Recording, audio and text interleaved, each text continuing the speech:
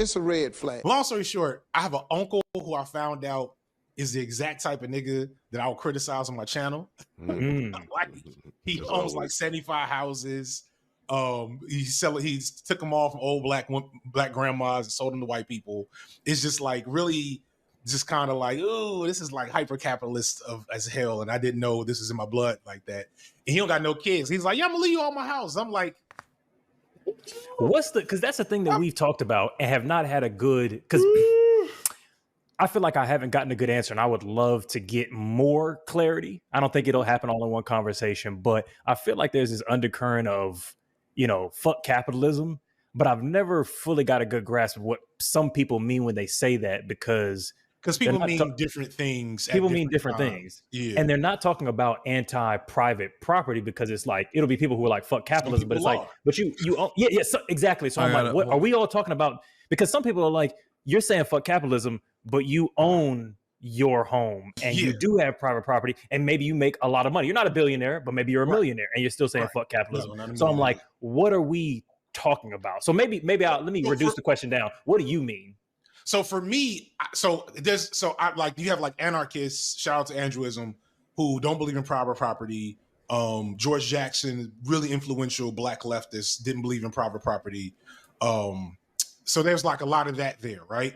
And then there's, more moderate, more socialist, communist leaning people who like private property and all these things are not going to go anywhere. And you can't really have an organized, civilized society without some hierarchical like forces. We just got to make sure those forces are not easily subsumed into capitalistic interests, which is like, I don't know if y'all talked about Luigi yet.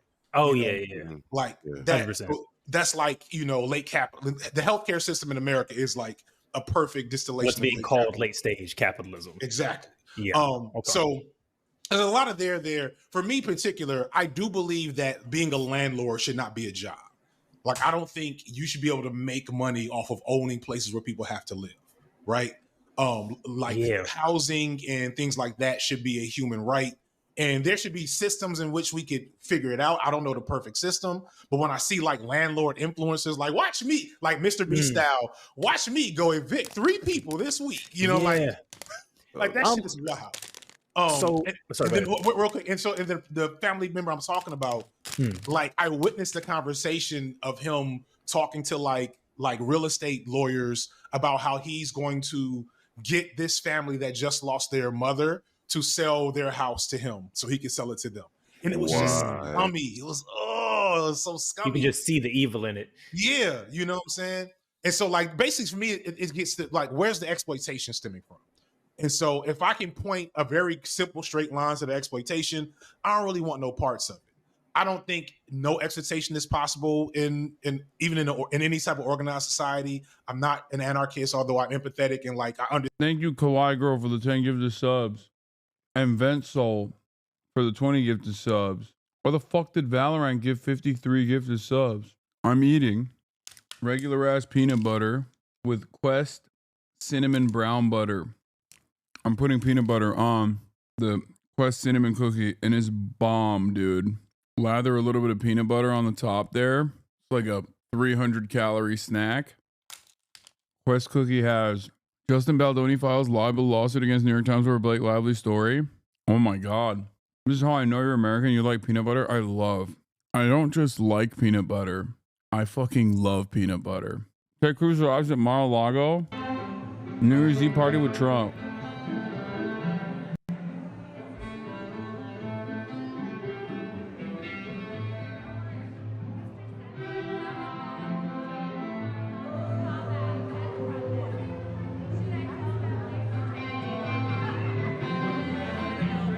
Here's a flex for the peanut butter and for all the gifted subs.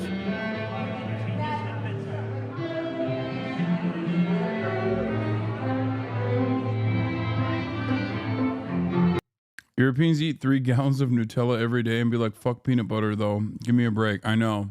Normally I prefer crunchy peanut butter, but if I'm lathering it on a cookie like this, then creamy's better. Donald Trump Jr. arrived at New York Eve Party at Mar-a-Lago holding hands with his new love interest, Bettina Anderson. Understand why I didn't have a good view of anarchism some years ago, but I've had people educate me really well, and I get it. Okay.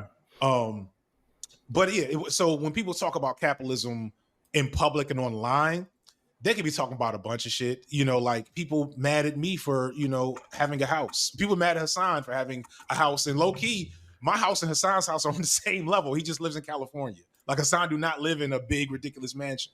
Well, that's what I'm trying to figure out. So, okay. How are niggas mad about a man having a house? Well, because there is the champagne socialist thing, right? Which is if you talk this left-wing shit a lot, it does look away if you're living in like extensive luxury. It look a little crazy. It look a little crazy. I wasn't mad about her. When Hasan bought the house, I was first off brand new. I didn't know who Hasan was, and I was like, whatever.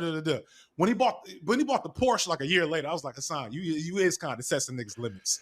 Okay, first of all, I leased it. Okay, but what is the limit? Because we've talked about this before. We had a topic where we were like, is it wrong? Because I'm just trying to take shit to its logical conclusion. I'm trying to take the things that you said and go, okay, well, what happens if we apply that? If I go, hey, look, I've bought my first home. Extensive luxury, homie, slather and peanut butter on a cookie. I mean, that is luxurious. You always said you bought it for some reason. No. I mean, I could. Chat, I could buy a fucking Ferrari if I wanted to. What do you mean? There are content creators who make a lot less money than I do. To be fair, I do take care of my family and also do a lot of charity, but even then, like, it's not a matter of like living within my affordability. I'm not going to say living within my means, because last time I said that, my ESL ass, people yelled at me over that too. When I say living within my means, I mean like things that I can afford. I can afford significantly more. The reason why I leased the Porsche was because it's an EV. Like, it's an EV. It's I mean, it's devalued tremendously. You're still trying to get a 4Runner? Yeah, I am. And I will. Taycan hatches look pretty dope. Better than the sedan. You missed out. There wasn't any. I would have gotten it. Get the Hummer EV when your next lease ends. That should look sick. Oh, I wanted to. I thought about it, but it's not even a fucking meme. I really wanted to, but it's just way too big. The EV Hummer. Home. And the idea is that this home that I do live in, I'm not buying, 20 different properties, but let's say I buy the first home and I go, this is meant to be an investment, the way all assets are. If I buy gold or if I buy a watch or whatever to help me retire and live life, because that's what we all want to do. We all want to eventually be able to retire. You buy a home and you go, all right, now I want to rent it out so I can live off that income. Is that straight away now we're going into unethical territory, or is there some gray or what? So the thing just your opinion. Me personally, I never plan on renting to anyone. That's not a family member. Like, I may buy a second home to hold for like that, like family should have land type shit. Nigga, somebody on the run. We can put a farm in the backyard. Yeah. Like, I may do that one day if I get enough. Give money. It down to kids. Yeah. Give it down to kids, etc. And I think that's really reasonable. I personally can never see myself renting a home to people I don't know for the sake of getting profit from that. However, the reality situation, especially right now, is that like we need motherfuckers that like can give access to homes to regular people, especially in Atlanta. Atlanta has like one of the worst. I think what's really funny ultimately about this conversation of like, what can you own? What are rich people allowed to own is like not ever a point of contention, nor needs to be an important part of this conversation. Of course, when I used to say this when I was broke, people were like, okay, you're making a lot of sense. When I say it now, motherfuckers look at me and say, oh, you're just saying that because you're rich and you're a cult leader and you want to make sure that as a cult leader that, your sycophantic cult members don't yell at you over it. My point on this is not changed. It's not about how much money you have. I mean, there is obviously an upper limit that I think shows systemic failure, but it's not about how much money you make. It's how you make that money. Because throughout my career success, like, March, for example, has also made a shit ton of money at this point. Like, what are we doing? Is he now also a part of the capitalist class. You must cut off the treatlerism within you. No, I disagree. I think treats, and specifically things that you place value on, no matter what it is, because like everyone has something. Everyone has something that they purchase that they know is stupid. Okay, if you're into fashion, it's maybe a belt, right, or a bag, or shoes. If you're into nerdy shit, it might be Warhammer 40K figurines and all the accompanying accoutrements that you need to purchase that become an incredibly costly endeavor. It can be trading cards or what's the game? Magic the Gathering cards, right?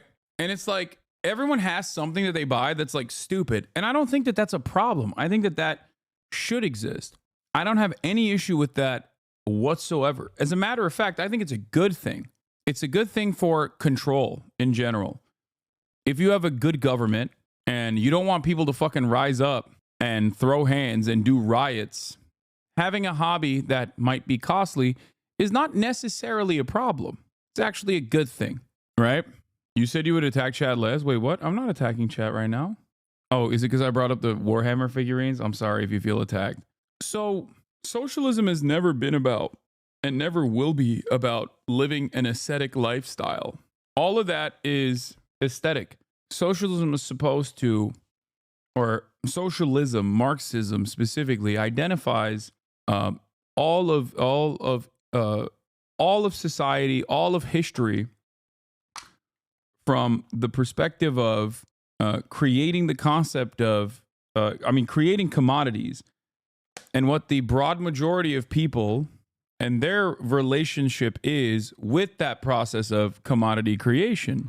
It's about how you make your money that matters, not how much money you make. So what if my hobby is exploiting the working class? Yeah, okay. That's like saying, what if your hobby is like fucking doing crimes? Like actual crimes that hurt people. Like, oh, my hobby is beating orphan children. Okay, well, I guess you can't do that, you know? What about people that spend thousands on tattoos? Exactly. No, that's another one. I've made this argument many times over for years. If you were to reduce it down to a Slavoj Žižek style understanding of the world, all systems of government have mechanisms of control to pacify the broad majority of society, to stop them from rioting. And I think under neoliberalism, one of the greatest ways of pacifying people is through commodity consumption. And I would much rather have commodity consumption and fun and luxuries be the pacifying impact, play the pacification role, rather than oh my God, Todok is dang, that's crazy, bro. Don't worry, I just hit you. Let's go, bro. Let's go right now. I'll drop this politics shit right now. I'll put the politics in the bag. And how the luxuries are being made, if they require exploitation to be created, then there's something to be said for that thing not existing. Yeah, the irony itself is that a lot of the luxury goods that we talk about ironically have less exploitation overall than a cheap consumer good like a Forever 21 shirt or an H&M shirt. That is the inherent irony. Like, for example, the fucking Taycan is incredibly expensive. It's literally built in a goddamn German factory where the labor union has 50% control over the fucking direction of the company. So ironically enough, many of those luxury goods are literally processed in a way that is like, or created in a way that's even more ethical than fucking fast fashion. But I'm not going to ever discount people for, engaging in that sort of shit as well. I'm not saying that either. Import taxes are expected to rise under the incoming Trump administration, leading to higher prices for various goods, including foreign-made sneakers, toys, and food, according to new research. The Peterson Institute for International Economics found that items with low current tariffs and those predominantly sourced from China are most vulnerable to price hikes under Donald Trump's proposed tariff increases. The only certainty is that new tariffs will be costly for the United States, the researchers noted in a paper shared with CNN. The analysis highlighted that machinery, electronics, and electrical equipment would bear the largest import tax burden due to their heavy reliance on Chinese manufacturing and currently low tariff rates. During his campaign, Trump proposed tariffs as high as 60% on Chinese imports and up to 20% on all $3 trillion worth of US imports. Since his election, he has vowed to impose immediate 25% tariffs on imports from Canada and Mexico as part of a broader strategy to pressure nations on issues like drug trafficking and illegal immigration. However, it remains uncertain whether these tariffs will be implemented or if diplomatic agreements will mitigate them. If you found this video interesting, then make sure to hit the like button and subscribe to this channel for more videos like this, and thanks for watching.